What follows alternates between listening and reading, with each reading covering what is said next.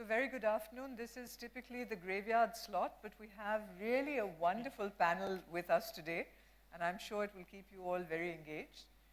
May I introduce Ambassador Chris Alexander, who has a really very, very outstanding record in the subject that we're talking about. He was Canada's Minister of Citizenship and Immigration from July 2013 until November 2015. He holds a BA in History and Politics from McGill University and an MA in PPE from Oxford University. For 18 years, he was a member of Canada's Foreign Diplomatic Service, assisting Canada's G8 Sherpa, serving two tours at the Canadian Embassy in Moscow, where he has also served and worked with President Putin. We don't? Okay, everyone's got those? Right. Very well. Then just let me say to you what Chris has been sharing with me, which is that he enjoys living in Toronto, which has been rated as one of the world's best cities to live in. And he also shared that it is 52% foreign-born, which I think speaks to really the subject that we've been talking about. To his left, we have Dr. Lant Pritchett, who has, as you've seen in the bio, also written this wonderful book called Let the People Come. And he has a very, very interesting perspective in terms of not just what is happening with global immigration, but also what India's role in that whole process can be. And to the extreme right of our panel, we have, or to the extreme left, your right, is Manish Sabharwal, who runs what he calls an apprentice program on steroids. Of course, he is the CEO of Teamlease, and he was just sharing with us that every 5 minutes for the last 10 years, he has hired one person, which is really quite a remarkable track record. But he also shared that he hires only 5,000 of the 90,000 applicants that he receives each year. So you have really a very, very, I would say, distinguished panel to talk about our subject. Let me start with Chris. Chris, would you share your perspective on the topic of the day, please? Sure. Well, first of all, thank you for the opportunity to be here. Thank you to Gateway House.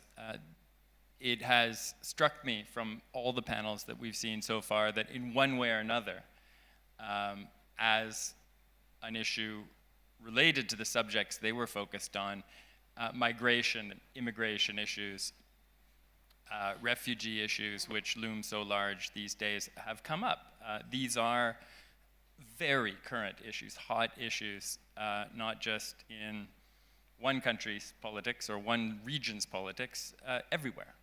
And it's some combination of the fact of globalization, the fact of greater mobility for capital, skyrocketing even after the recent financial crisis, trade volumes, and the human transfers that have gone with that, but combined with the crises and uprooting and of populations by conflict, but also by economic change and the disruption that comes with the fact of globalization. So let's start by agreeing on some of the facts. There are more people who have migrated today for jobs, for family, for fleeing for their lives than ever before, I think, in human history. The best statistics indicate it's something like 1 billion people. 750 million of those inside countries. So probably a couple of 100 million inside India, many 100 million inside China, and so forth. And then 250 million who live outside of their country of origin, their country of birth. And you might think that that population is spread quite evenly around the world. It's not, actually. If you look at the numbers of countries with the highest populations of foreign-born citizens or residents, you will see North America bulking very large. The United States is number one. Then you'll see a big concentration in the Gulf, because so much labor has been imported there.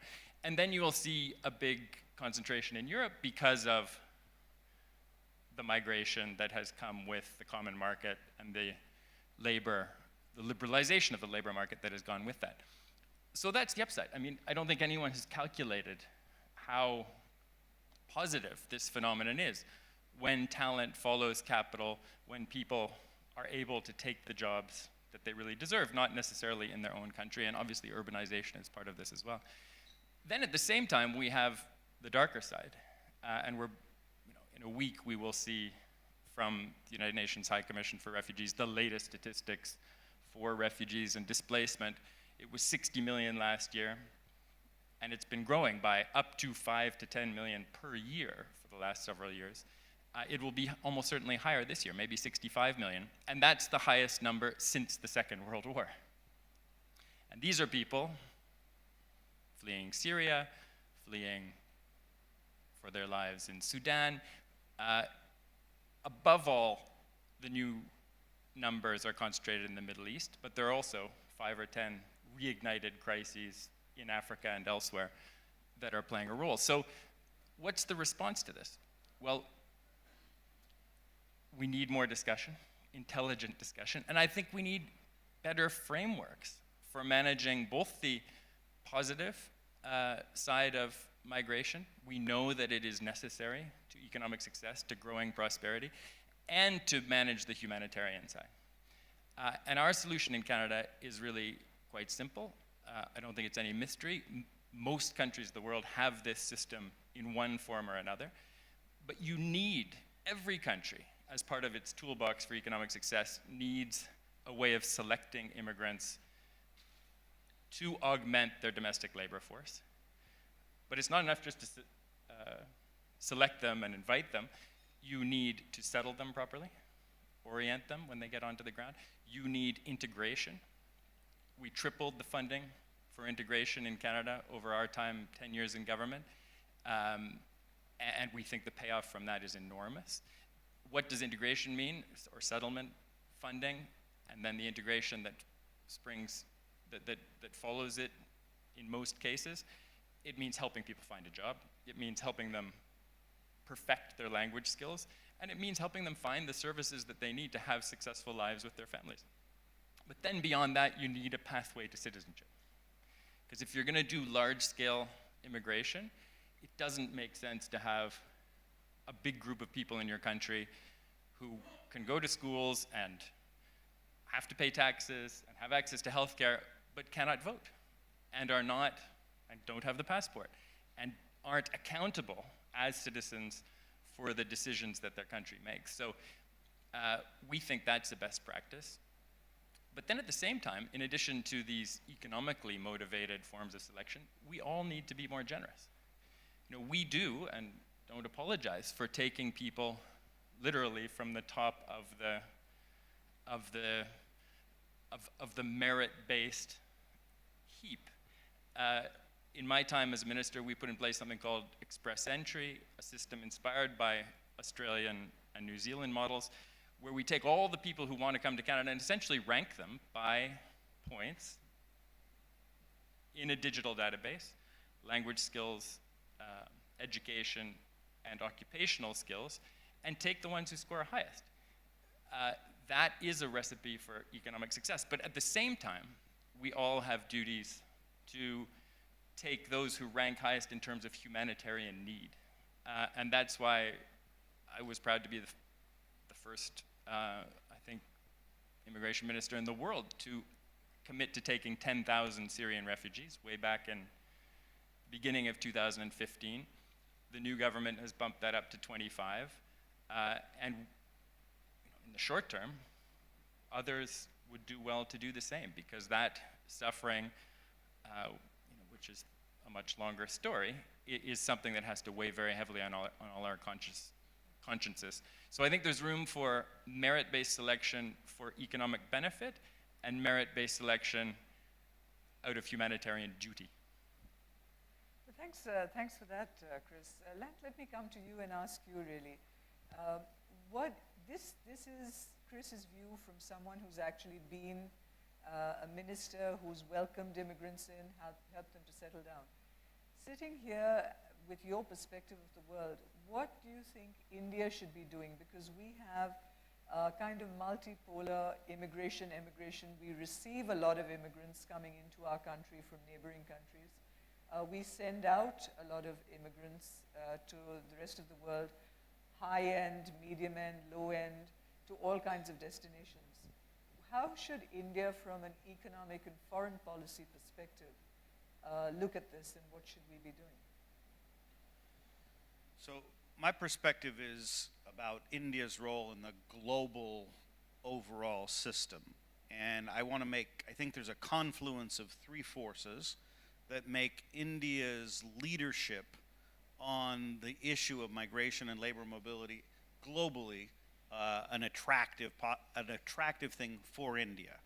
And those three things are, first, we live in a globalized world because people promoted globalization, and they promoted globalization successfully because they had advocates for it and they had organizations that successfully promoted it. So the world is globalized for trade in goods because countries had interests in doing so. They had an organization called the WTO that consistently promoted freer movement of goods across the world. The movement of capital across the world and the conditions for the movement of capital across the world happened because countries had the interest in promoting it. They created an organization called the IMF. The IMF became a nexus of ways in which the conditions for the mobility of capital were promoted. So things happen on the global sphere because somebody advocates them and because they create the conditions for it to happen through organizations that promote it. There is nothing like that for labor mobility. All of the international and global forums in the world, the UN system and all of its agencies, the World Bank, the OECD, they all are very squishy about labor mobility. None of them are advocates of labor mobility. None of them are advocating that it's a good thing for the world to have people more free to move for a variety of reasons. So the first point is the global system has no consistent, strong advocate for labor mobility. Second, India is emerging as a great power. We are headed towards a world in which India plays a larger and larger role. For India to be a great power, you have to do things that benefit not just India, but in which India takes leadership about global issues that benefit others. India, in many fora, has aggressively and rightly and legitimately pursued its interests. In the negotiations on climate change, India was saying, here is what India is going to do. As India grows into a great power, I think it has to choose an issue in which it becomes the global leader. I think India could enhance its stature as a global power by becoming a global thought and advocacy leader around an issue that's a global issue. I think labor mobility and migration could be that issue for India. Which is the third reason. Why is this a perfect issue from India? Because India is almost unique among sending countries of migrants proud of it. They actually view their human resource potential as an asset, and they view their expatriate communities as part of a broader India. They're not ashamed of sending people abroad, and they're proud of the circular benefits that has created over time. So India is aggressively proud of being a place in which India has been a part of the global movement of labor since the dawn of time, but at least especially in all of modern history. And they acknowledge that that's a key part of their economic strategy. To be a global leader, they also are engaged in sending labor mobility at many skill levels. They send some of the highest qualified people in the world to be doctors and biochemists and programmers around the world, and they also send low-skilled migrants around the world as construction workers, as household help. And they send medium-skilled workers. So again, they're engaged in lots of different types of mobility, so they have a synoptic view of the whole issue, not just selecting out the parts that are of interest. And second, there are Indians everywhere in the world. So it's not Mexico-US, where Mexico has a bilateral relationship about migration with the US, but not a global interest. There are Indians everywhere. And hence, India really has a more global view of the issue of labor mobility from a sending country perspective than any other country. So I think the confluence of those three factors, lack of a powerful international advocate in the current scheme for labor mobility, India's rise as a great power and needing and wanting, in some sense, an issue on which India is the acknowledged global thought leader, and India's unique role as a sending country who sees it as an integral part of their strategy and is proud of being a sending, and by the way, circular receiving country, but especially proud of being a sending country, and its engagement in multiple levels of labor mobility and multiple destinations make, in my view, India, this is an opportunity for India to seize, I think, an area that's underoccupied, in which India can be a global thought leader and a global organizational leader in creating ways in which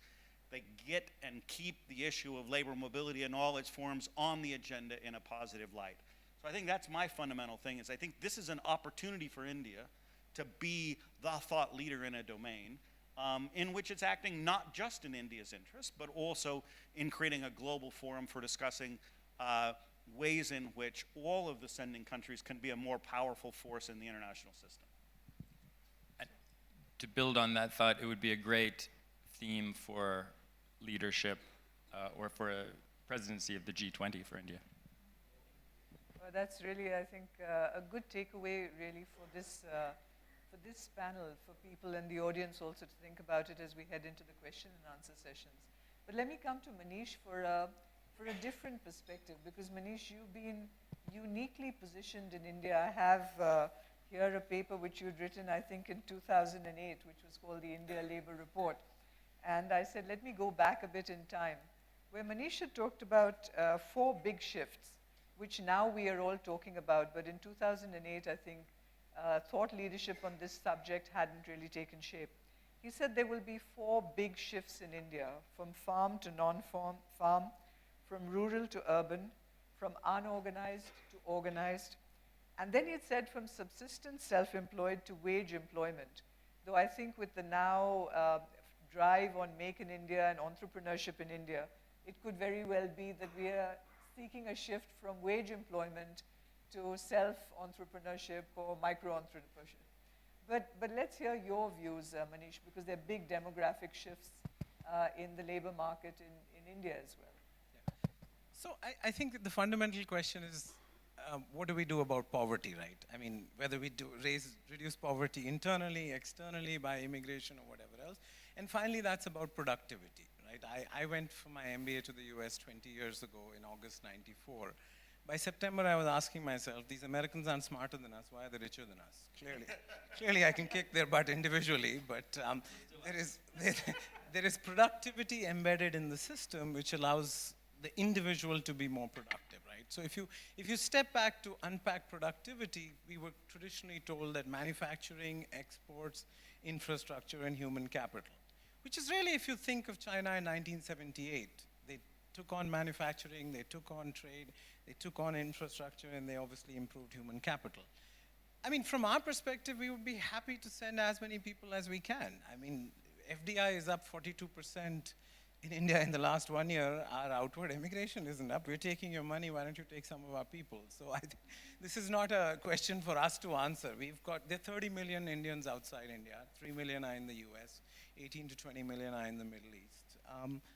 But we could easily have 50, it is brain circulation, it isn't brain drain. I live in Bangalore. I mean, it's a large part of Bangalore's rise or whatever, or stature is because of, it's not more cooks in the kitchen, it's a different recipe from the rest of India, right? You think about it as a different recipe which came back with that. So, but I do think, we have to work harder because we don't have the same global manufacturing opportunity or the same global growth opportunity or the same openness to trade opportunity that China had in 1978.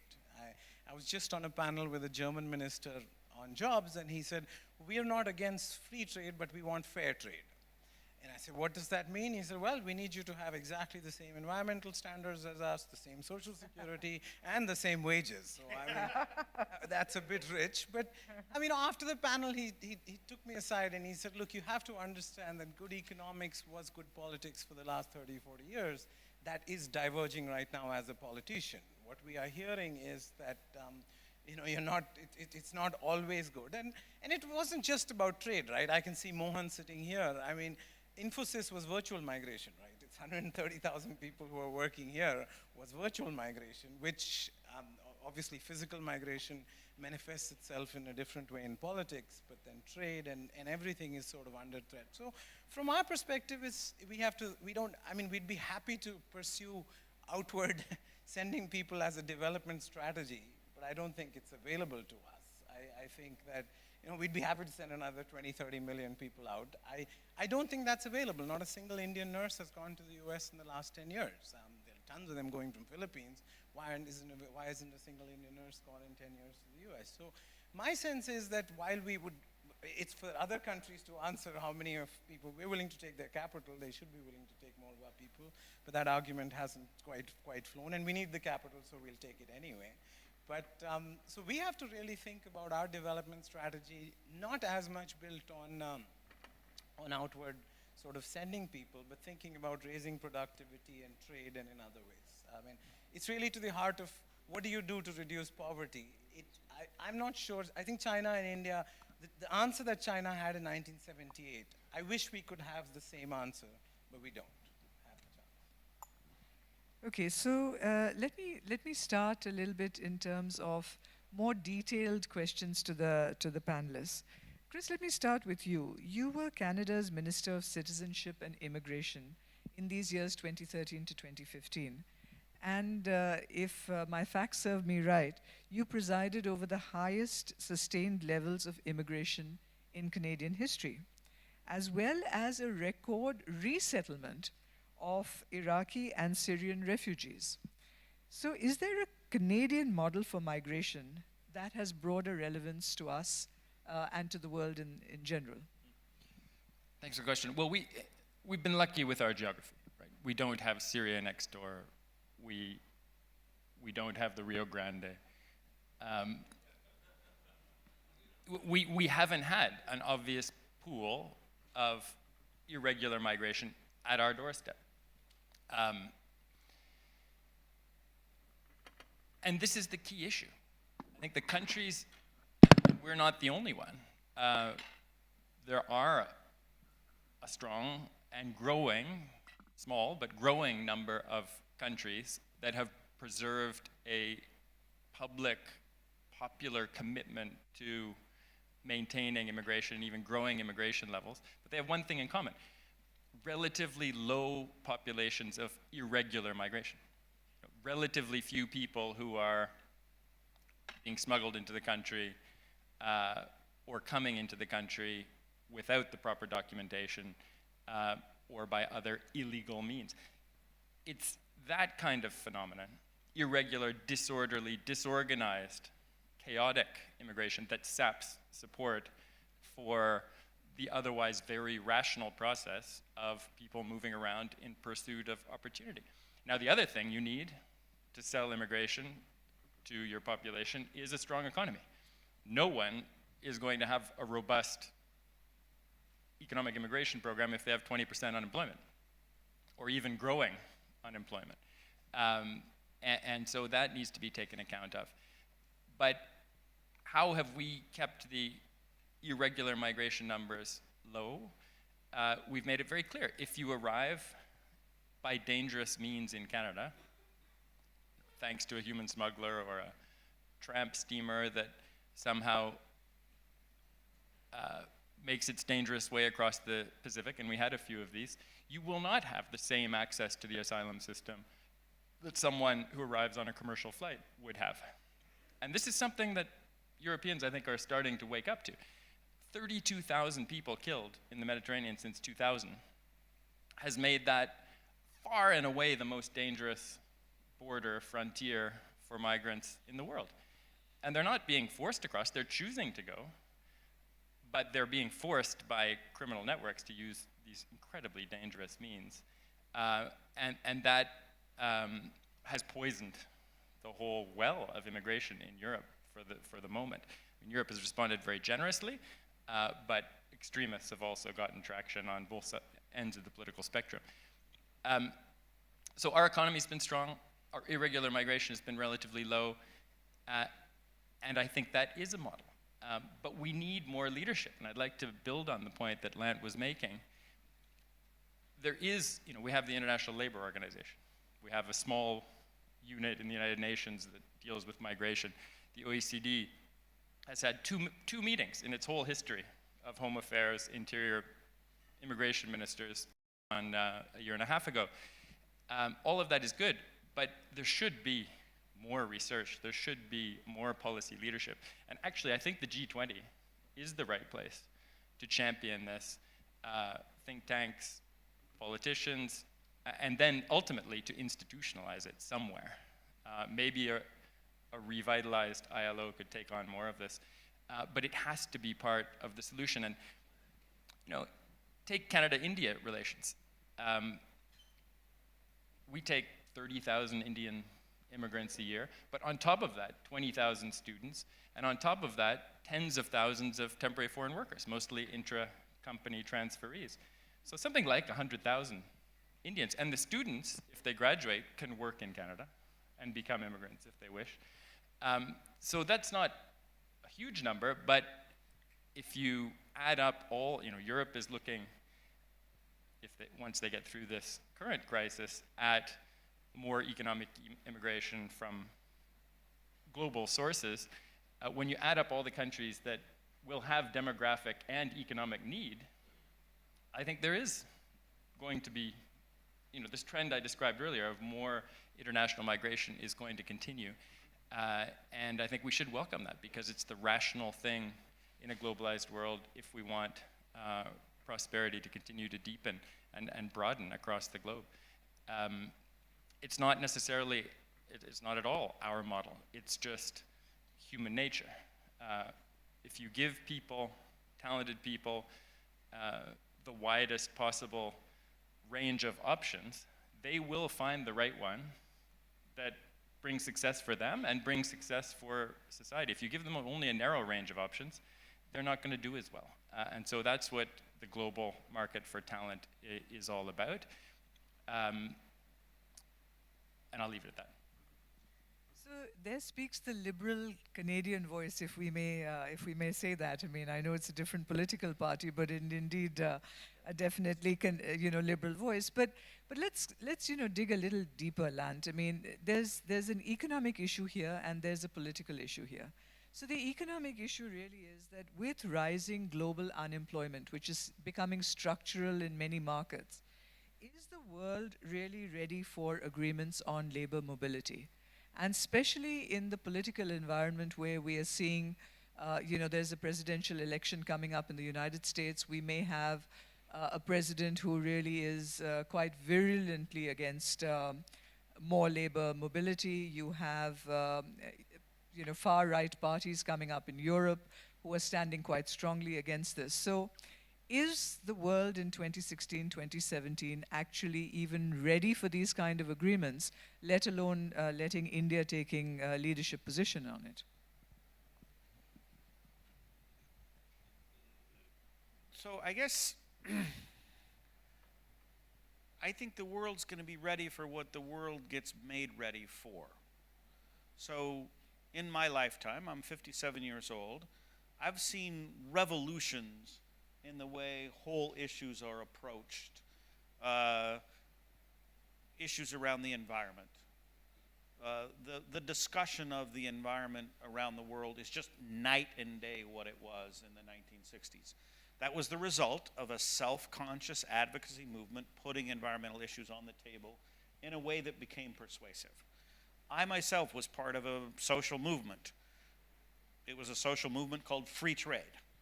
And we economists, and I was part of a group at the World Bank that self-consciously and proudly refers to ourselves as the Hezbollah of free trade. We wanted free trade. When did we want it? Now. What instruments we should use? Any instrument was available. And the intellectual climate for free trade, whatever minor pushbacks there are now today, are, again, night and day different than discussions that were happening in the 1970s, early 1980s. But, you know, you go to Washington, D.C., you look at the bank, the building that the IMF is in. 3,000 people, professionals, go to work in the IMF building every day, sit down at their offices and do stuff that promotes the IMF agenda. I don't think around the world there are a dozen professionals whose full-time job is promoting the global conditions for freer labor mobility. I mean, not a dozen. Not that there aren't 3,000, there aren't a dozen. Because there's no base, there's no body, there's no movement, there's no organization, there's no structure to it. So all the time at Harvard, I have students who say, well, gee, I would like to work on this issue. Where would I get a job? And there just aren't, there's not a movement. So I actually think ideas are enormously more flexible than we give them credit for. And we could, in fact, change the world's view, because roughly we're empirically right that migration is win-win. And so we not only have the benefit of, like, we have the benefit that we could start an advocacy movement that's roughly right on the facts, right? We don't even have to be wrong on the facts or create the facts. We're right on the facts. But the point is, who is going to be the leadership of this movement? Where is it going to come from, right? Who is going to move it from being a dozen people to it being 2 dozen people to it being 4 dozen people to it being a few thousand people? I think, again, that's one of the key issues, is that it lacks leadership, and that's why I'm reiterating this point. India could be the focal point for creating the global leadership that would create the conditions in which, you know, you say India sends 30 million, who's going to take more? Well, nobody's going to take more unless we create the ideological and intellectual conditions for more openness to it, to change, in some sense, the politics, because the economics of it are actually, you know, mostly nearly uniformly favorable to labor mobility. It's the political facts, but political facts get changed by ideas. So Manish, let me come straight to you. I mean, do you think... Let me just respond to one point. I think the problem, Lant, we're having right now for countries like us is technology and free trade and immigration are banging against each other, right? Blockbuster had 83,000 employees in the US. Netflix only has 1,700, right? I mean, it's not globalization which took away those 83,000 jobs, it's technology. So technology is deflating jobs. But can I, like, jump in to your jumping in? Because I'm a jumping kind of guy. But to some extent, this is a point that needs to be made. One of the crazy things about our current world is the most scarce resources on the planet are devoted to economizing on the most abundant resources on the planet. What do I mean by that? We've got people at the cutting edge of entrepreneurship and science devising ways to save on labor, when there's billions of people on the planet for whom that's their only asset. Why is technology economizing on labor?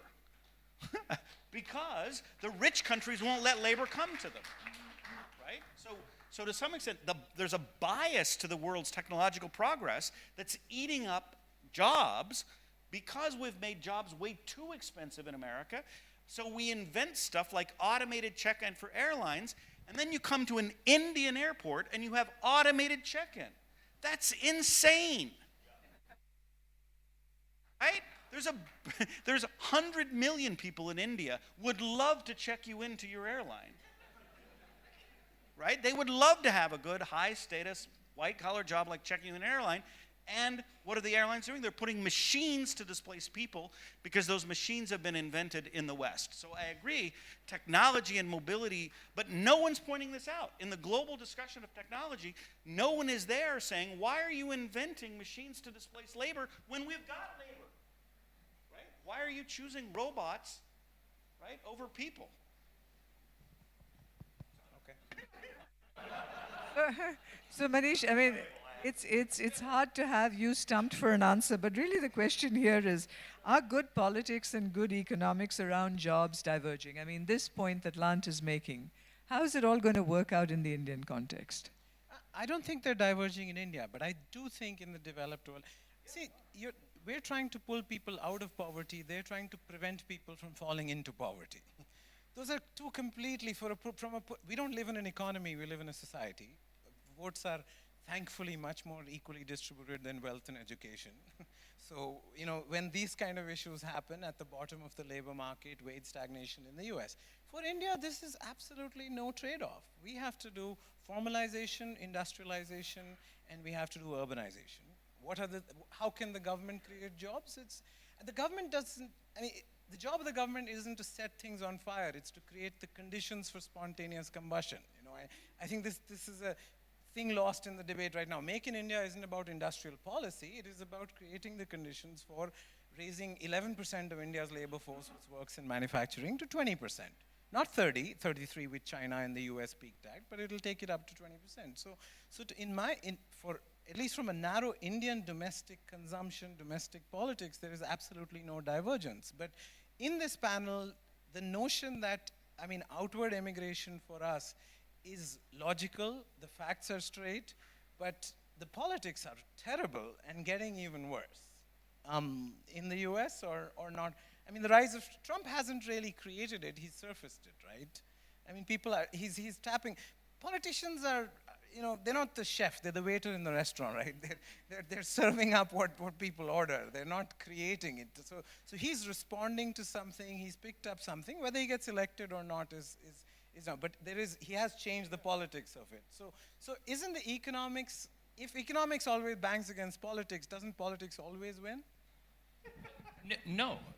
I think in the end, no politician can ignore powerful market signals and economic imperatives. Even Trump, who is responding to 10, 20 years of gridlock in Congress on immigration issues, and to this population, this phenomenon of 10 to 15 million undocumented people, he will, if he hasn't felt the pressure already, have Silicon Valley and advanced manufacturing and the service sectors breathing down his neck, saying that they need more immigrants. The United States, with its buoyant economy right now, only takes 900,000 immigrants to become permanent residents every year. We in Canada take 300,000. They're 10 times bigger than we are. This will have to be resolved. Now, why is it not resolved? It is a political legacy of gridlock. And the United States, for the first time in its history, hasn't updated its immigration policies in any systematic way in over a decade, maybe 20 years. That will end, one way or the other, because the market and the economy require that. Now, we're all interested in seeing India lift all of its population out of poverty. But the most powerful way for doing that is integrating our economies, having free trade agreements, liberalizing financial regime so that more capital comes, supporting Prime Minister Modi's smart cities, Make in India, all of these policies, which make so much sense. And labor has to be part of that, but India, Canada, the United States, we're seeing this in Europe, will never, not even the European Union countries, have fully surrendered their power over who becomes a citizen, over home affairs, over the number of new workers they will take, because economic conditions vary. And so we want to have more of this liberalization. I think in every case where it's come as part of a trade agreement, it actually works. In my whole time as minister, we have quite liberal regimes with the United States, and even with Mexico, in the context of NAFTA, on exchanging certain categories of labor. There was never a dispute. But where there are disputes is in this area where there's not enough international leadership. The WTO, the GATT, said that we all have a responsibility to accept intercompany transfers where there's proprietary and specialized knowledge. Well, who's going to interpret that, right? And we have had a discussion, sometimes an energetic discussion, with Indian IT companies to try and get this right. We haven't gotten it right. We need leadership to make sure that happens.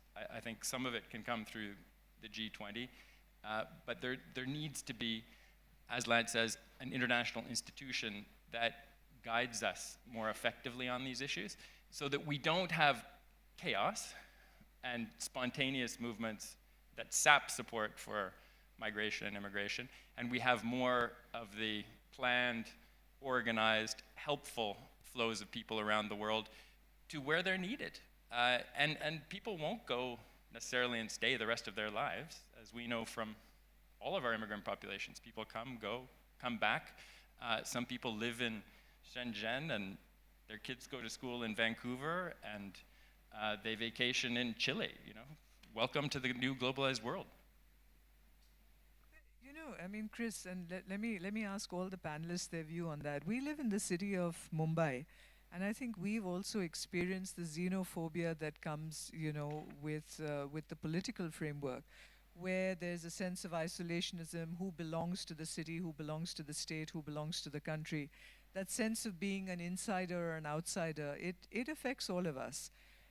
And the question is, how is this dealt with? I take your point that it's an ideas game, that everyone benefits from migration. But what is the dialogue that actually converts someone who feels threatened and it's usually the insiders, the old insiders who feel threatened. How do you convert that dialogue into being more welcoming and making everyone understand that it's a win-win? Let's start with Lant and Manish and then come back to you, Chris. So I think the first issue is reducing irregular, illegal, undocumented, whatever you want to call it, immigration. Because there's a very different thing from people being opposed to migration and people being opposed to illegal migration. And Trump is very much playing up on an emotion about order and about the lack of control and the chaos of illegal immigration. But by and large, I don't feel that Americans, even very politically conservative Americans, are anti-immigration. No one, I mean, here's a silly way of making the point, but if you want any ideological view represented in your consumption, you can get it. I want organic food, I can buy organic food. I want, you know, tuna-safe food, I can get tuna-safe food. I want environmentally friendly food, I can get environmental food. I have never seen a single restaurant in the Americas that advertises immigrant labor-free food. And a third of all workers in restaurants in America are immigrants. So there's no general anti-immigrant sentiment, right? I think there is a huge out-of-status illegal sentiment. And the only way to resolve that is to actually have a regime of migration that everybody can live with. And that's going to involve substantial amount of immigration reform in the US. So the second thing is, I think, and this is controversial, but this is the kind of thing that needs research, is I think there's two fundamentally different questions that the current regime forces to have the same answer. One question is, who are the future citizens of my country? And the other question is, who will be allowed on my sovereign territory to engage in labor services?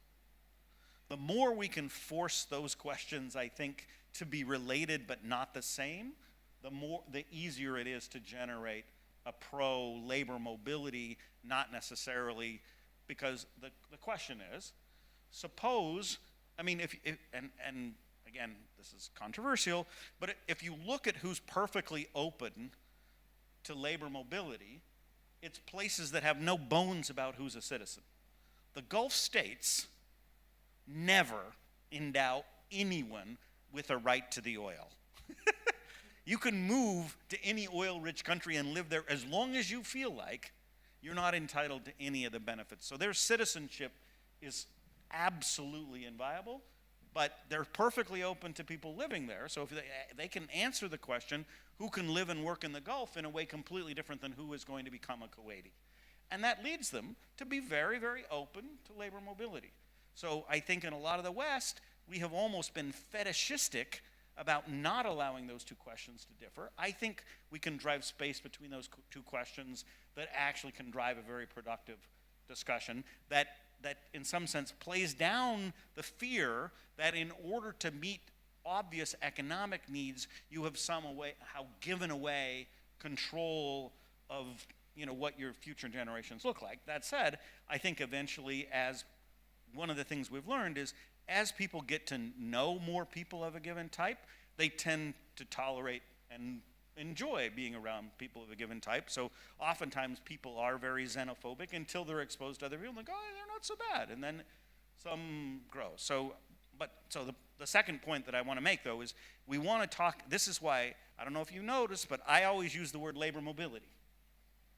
If you use the word migration, people then, they're thinking citizenship, they're thinking permanence, they're thinking, whereas labor mobility, a variety of forms of labor mobility, probably in the long run, labor mobility that's permanent should be consistent with access to citizenship, but we can think of all kinds of short-run statuses that we allow people to be present in countries are. So I think those two things reduce, making a legal regime that tends to be in and around countries that are victims of terrorism, or where there are criminal and other issues. And the drug cartels in northern Mexico are a reality, as is their involvement in several other countries in Latin America that the US has to deal with. So let's not forget how complicated these issues are, and the conflicts that lie behind them. Like the Syrian, it's great to have a ceasefire in Syria. It's not operational every day, but the only way to solve the issue of these 4 million refugees, 7, 8 million internally displaced, is a settlement in Syria so that people can go home. I was in Afghanistan over 10 years ago when 4 or 5 million Afghans came home from Pakistan and Iran. That's the biggest repatriation of refugees in post-war history. And the guy who presided over that for the UNHCR is Filippo Grandi, who thankfully is now the High Commissioner. But we have to keep our perspective. The problem with European politics today, American politics today, is that these issues, which are actually, in the grand scheme of things, relatively small, get magnified by rhetoric, by negativity in politics to a scale that they really don't deserve, and the solutions are neglected, and we need to get back to those more fundamental solutions. Building walls is not great. Establishing borders that are properly administered is the solution. Ending terrorism, including state sponsorship for terrorism, is one of the solutions in South Asia and the Middle East and elsewhere. On the question of belonging and identity, I think India knows very well what the formula is. You have to be tolerant of religion.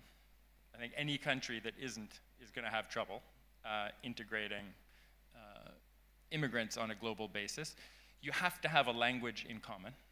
You really can't expect people to come to your country and succeed if they aren't equipped with the language that other citizens and workers have. And then you have to celebrate difference.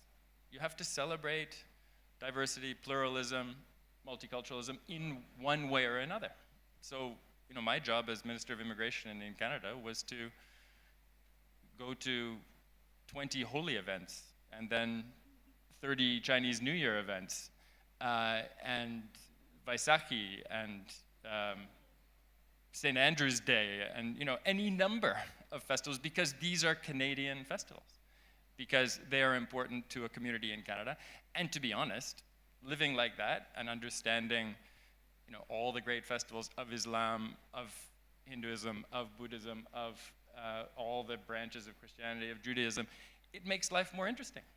That's why I think cities like Mumbai, that have diversity, are better places to live than cities where everyone is the same. Let's take some questions from the audience, and yeah, very good. Absolutely. So we've got a question from Pranav Kumar of the Confederation of Indian Industry. He asks about this issue of labour mobility and how to advocate and make it an enabler of economic integration and globalization, and how indeed to insulate it from politicization. So we've touched on these themes, but I'd like to hear a bit from the panelists. Lant, would you like to take that question? Well, I think the first thing about advocacy is to come back to Manish's point about productivity. A lot of the international wage differentials are driven by productivity differentials of a productivity that's in the air. Meaning it really is just people are more productive in more productive countries because of features of the country that are like the air. So, and that's really important from an advocacy point of view because it really can create win-win, right? If someone moves from a less productive place to a way more productive place, the product of the whole world goes way up. And a lot of that product can go to the person who's moved, so he makes higher wages.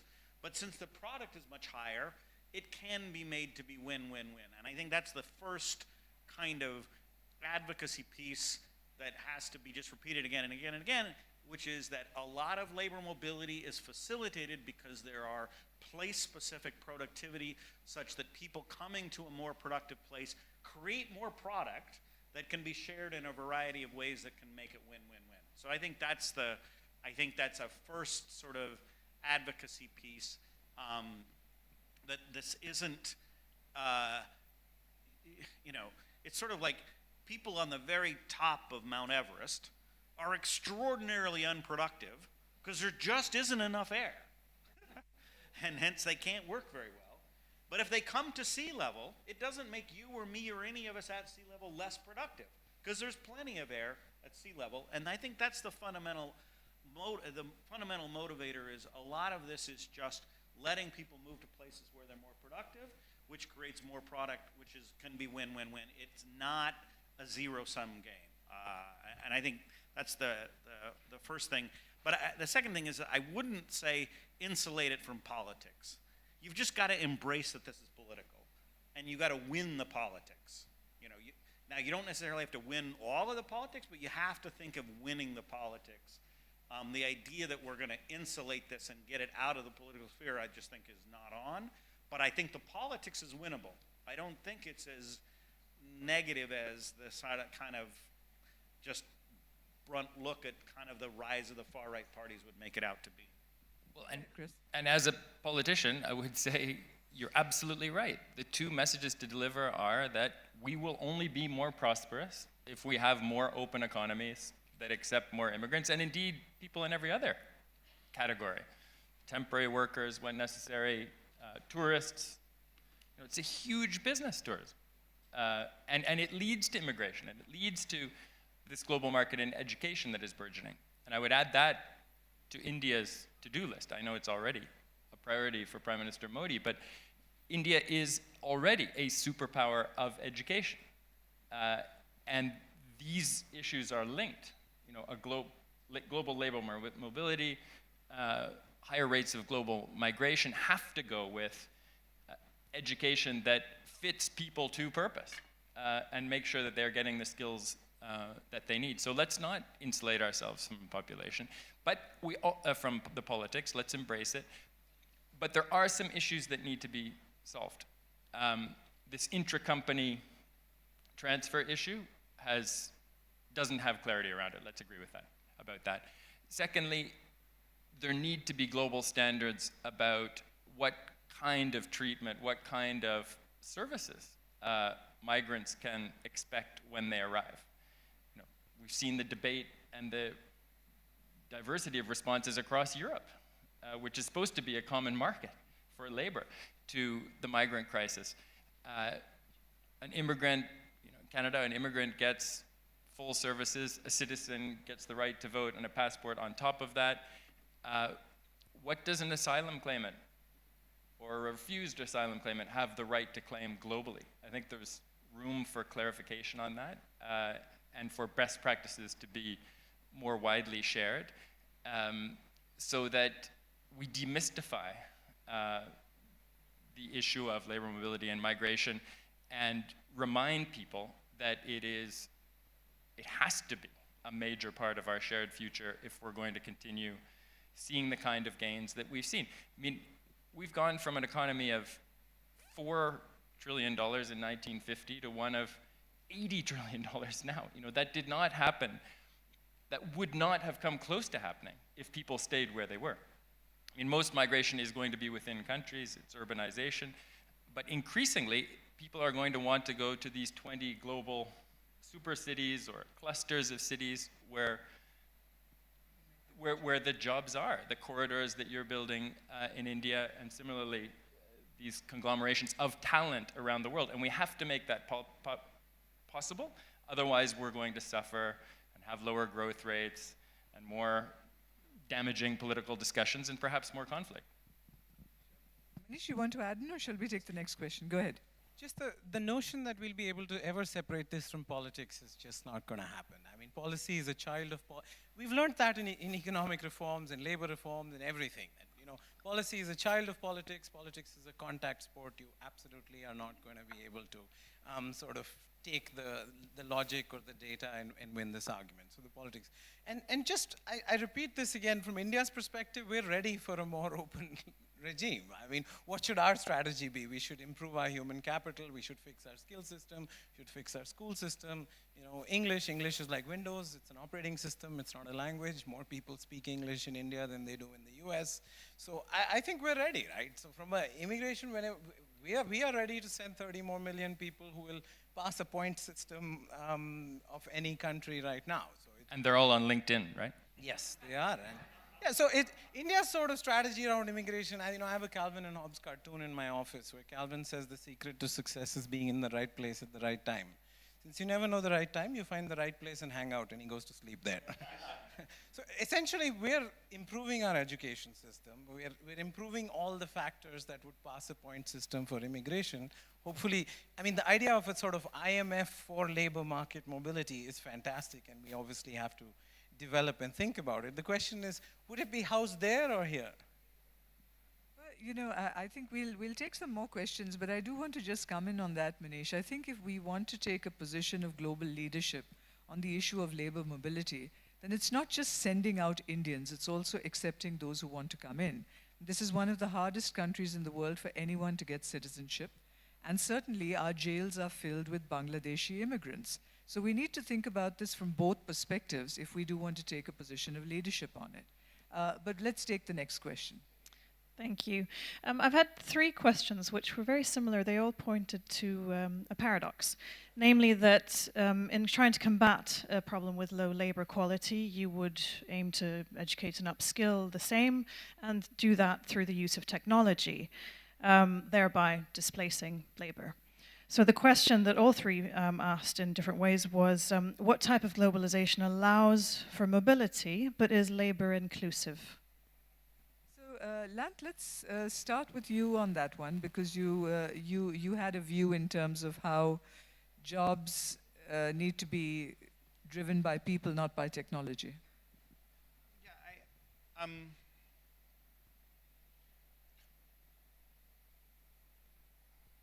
so together with one of my co-authors, we tried to take the predictions about the future of job creation in the United States and classify them into sort of high skill, low skill, and into sort of technologically displaceable and not technologically displaceable, right?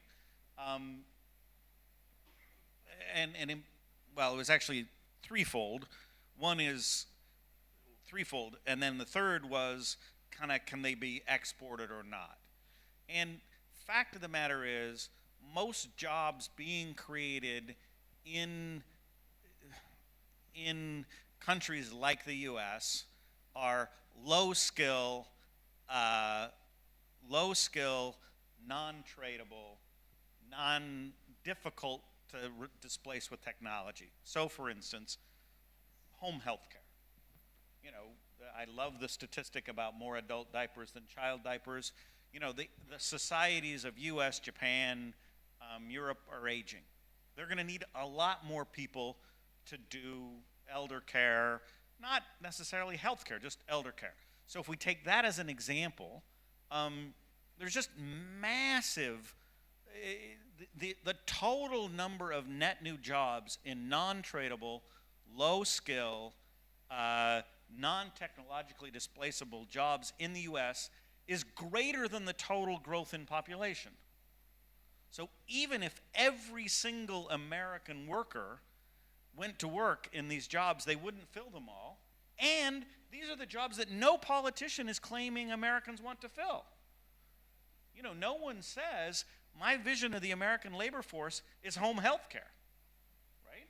So I just think there's maybe too much can be made of this technological displacement, and I know India is at the cutting edge of using technology to attract jobs to India, but you know, sooner or later, lots and lots of the remaining jobs really require face-to-face contact.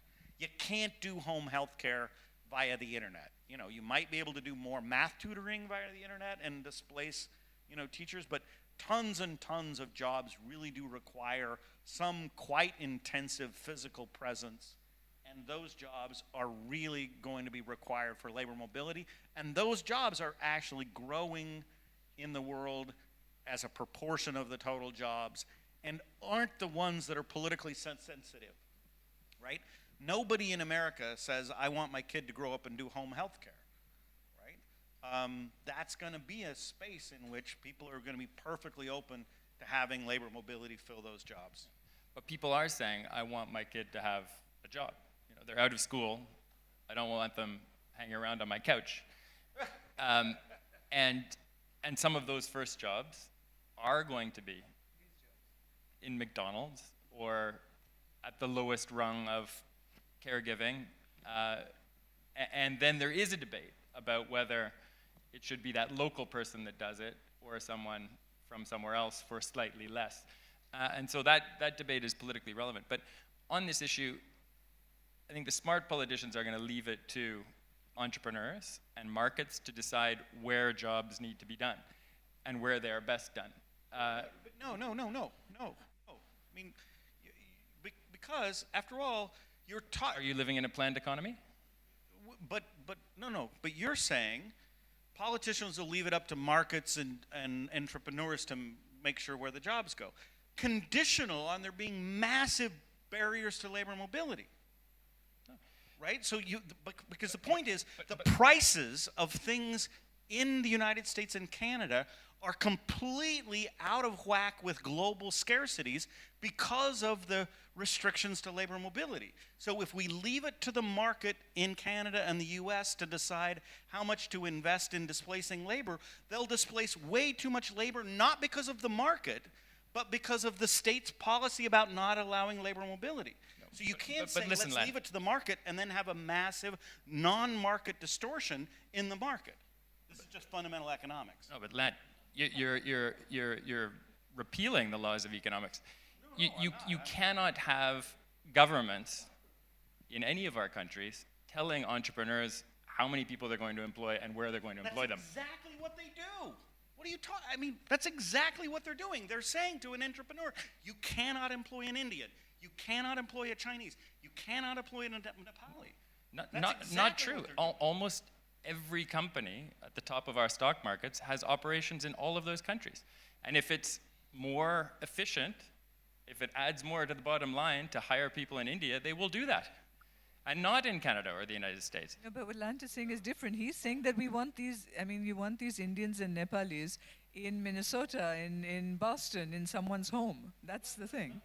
Let me just give you an analogy, right? I mean, because what's happened in the world is that the price of capital and the price of goods, because of liberalization, has mostly converged. So the price of wheat is roughly the price of wheat globally with some minor transport costs.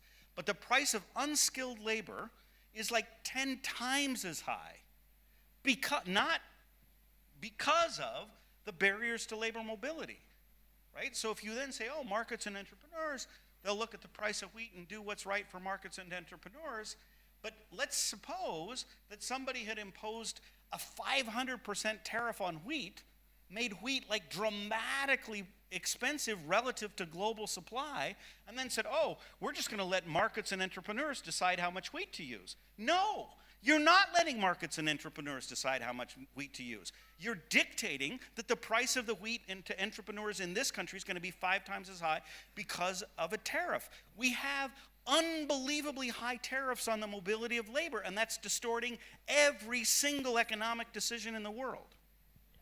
But you cannot have, we also have integrity in our labor markets. You cannot have someone making $1 an hour because somewhere in the world is happy to work for that rate, you know, in physical labor or in Lant's caregiving. question is why not? I think that's Lant's question. Because we have, in all of our jurisdictions, rules for the labor market, standards for the labor market, including minimum wage. And we are accountable for those standards to our population, to our citizens. Until we have one world government, where everyone's the citizen of the same government, we're going to have different labor markets. Now, the Europeans tried to have one labor market without having one government. That's leading to strains. I would dearly like to see us have more coordination on these issues and more exchange. I mean, but the reality is, we are in a world of states where the governments of those states are accountable to their citizens. I think the best practice is to have as many pathways as possible for people in all categories to come in and to go out. But it is, you know, having total free trade, people coming and going whenever they wanted, people flooding in, it would lead to the kind of chaos and disorientation that we have seen has poisoned American politics. Lant and Chris, let's take a bit of a time out here because I think you've really come to the nub of the issue here. This is inviting some really impassioned pleas from the audience to add in, but I just want to be sure that where Mohan and Neelam have raised their hands, can you take their questions in writing or whatever, because that's the format, I think, or can we just allow them to speak? Which would you prefer? No. Very strict rules of engagement here, so. Well, we had the same rules for everyone, but that's been the theme for today, hasn't it? Diverging regime. So shall we have, would you like a couple of questions? Sorry. I'm misusing my prerogatives, but I'm going to go ahead. I just want to add one small detail to this discussion. For example, in the United States, immigration quotas, there are quotas by country, by nationality. We don't have free anything. If you want to hire an au pair, childcare, there are only some countries, mostly European, from which you can hire. So either Latin American or European. So I don't think we're looking at a system which has any rules that apply across the board. Mohan, you want to add something? Look, I agree with Lant for a very important point. All economies incentivize the use of capital to displace labor. They're anti-labor. In India, depreciation on capital assets, the tax shelter is so enormous that you want to automate everything, build in more equipment, and don't pay the banks because it doesn't matter, but you'll not incentivize labor. You'll not incentivize employment. That's a major economic challenge. What he's saying is very right. The whole economic policy has been captured by capital-intensive capitalists, like you capture regulators, and is anti-labor. Okay, that was a strong pitch for, for labor policies. Go ahead. But Lant is right. There is a tradable portion to the labor market. I want entrepreneurs and business people to decide where they're going to put those jobs inside my country and around the world. And then there's a non-tradable sector, because you need the person at this point to deliver the service, whether it's care or mowing my lawn or shoveling my snow, because these things are not automated. They might be more efficient than ever before, but the job needs to be done there. This is where we need to be proactive as governments. I mean, this is where, in Canada, we didn't have enough people to go. Lots of people want to come to Toronto and Vancouver. Not everyone wants to go to Whitehorse in the Yukon, or to small town Saskatchewan or small town Ontario. And so we need incentives there, and we need information to be there. I think the biggest issue here has nothing to do with actually liberalization. I think there are a lot of pathways available. It's information. There should be much, much more awareness among young people, and I think they're starting to get there, given the platforms available, LinkedIn and dozens of others, about the opportunities open to them. I mean, on education, there are thousands of scholarships in Canada that go unfilled every year because no one applies for them with the basic standards. I bet you could fill every one of them 10 times over with an Indian, but the information is not there. If a job is available in Canada and not filled by a Canadian for a couple of months, I guarantee an Indian can get there if they are willing to fill in the forms and navigate the process. The pathways are there. Some of them need to be bigger. Some countries need to build them. But the information needs to be more widely shared. It's fragmented, it's national, it's subnational. There's no clearinghouse for this information. But we're not going to get away from national sovereignty, and we're not going to get away from managing borders. If your border breaks down and people just start coming without any reference to an international agreement or to a rule-based system, you will have a political reaction. We've all seen that. Okay, so just, Manish, just as a reality check, we have 6 minutes more. I think that's what it is. So what I'd like to do is to give each of you 2 or 3 minutes to sum up your positions. There are many more questions which are waiting, but what we will do is we will share these with you and just do the questions? All right, okay. One response to Mohan, because he's this labor, and I'll talk with Lant afterwards. You know, for you, a lot of criticism going about jobless growth right now. You know, for many years we had growthless jobs. You know, so, you know, you could change NREGS numbers by taking away their shovels and giving them spoons. I mean, India became the largest producer of milk in the world last year. We produced 120 million tons of milk, but 75 million people did that. The US produces 60 million tons of milk with 100,000 people. So before we start incentivizing labor at zero productivity, we have to keep the productivity in mind. India's problem is not jobs, it's productivity. Our unemployment rate is not a fudge. Everybody who wants a job has a job, but they don't get the wages they need, and wages reflect productivity. So we have to be careful with this capital versus labor substitution. Okay, so next round of questions, let's have quick questions and one panelist only to answer them so that we can get maybe 6 questions in. Go ahead, Elvira. Okay, thank you. There's been a discussion here, and one of the themes was the clusters of talent and prosperity that gather when people are on the move. The question is, how can we make the prosperity that results in its benefits trickle down beyond that inner circle? Okay. Who'd like to take that? Well, I think that's a fascinating question, and here technology has a huge role to play. Connectivity, rural internet access, high-speed internet access. You know, when that happens, and we all know parts of the world, Asia, Europe, where, you know, beautiful landscape, and guess what? I have better computer service here, better internet access here than I do in the city. You want to work there, and you will take the quality of life that goes with it. But I think there's something else we need to understand about clusters and the forms of collaboration that are hard to measure, the intangibles that go with it. You know, something like half the jobs in the United States created last year, and there were a lot of jobs created, were in 20 counties. You know, a county, there are dozens of counties in every state. This is a very small set of communities, webs of communities, where people want to be because there are people like them. You know, creators, designers, Silicon Valley needs no explanation, finance. You know, specialization is, you know, the non-tradable economy will always be with us, but in the tradable economy that makes all of us more productive, specialization is here to stay. And the forms of specialization are becoming more intricate every day.